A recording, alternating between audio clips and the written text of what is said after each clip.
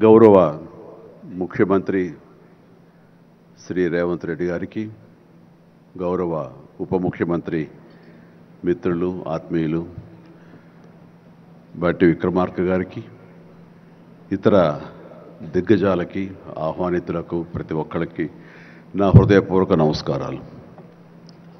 తెలుగులో మాట్లాడడం కొంచెం చేంజ్ ఉంది కదా మీ చెవులకి.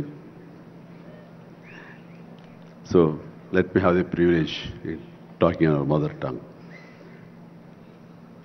ఇక్కడ మీ అందరికీ అనిపించవచ్చు, ఇక్కడ ఉన్నటువంటి ఆహ్వానితుల్లో చీఫ్ గెస్ట్ ఒక్కొక్కళ్ళు ఒక్కొక్క రంగానికి సంబంధించిన వాళ్ళు, ఫైనాన్స్ రంగానికి సంబంధించిన వాళ్ళు, అలాగే మాజీ గవర్నర్ ఆర్బీఐ సుబ్బారావు గారు, అలాగే ఇతర ఫైనాన్స్ వ్యక్తులు, అలాగే ఆటోమొబైల్ దిగ్గజం మహేందర్ గారు, ఇంతమంది ఉండగా వీళ్ళల్లో చిరంజీవి ఏమిటి సినిమావాడు అనే భావం మీకు ఉండొచ్చు.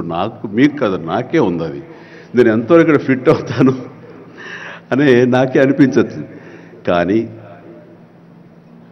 నా మీద ఎంతో గౌరవంతో ఒక సోదరుడుగా మన ముఖ్యమంత్రి గారు చిరంజీవి రావాలి అని నిన్న మన బట్టి విక్రమార్క గారిని, అలాగే IT and industrial minister Sridhar గారిని నా దగ్గరికి పంపించారు. సరిగ్గా వాళ్ళు వచ్చే సమయానికి ఏ పొజిషన్లో నాకు తెలుసా అండి, ఎవరో అమ్మాయితో డ్యాన్స్ వేస్తూ ఉన్నాను. చాలా ఇబ్బంది అనిపించింది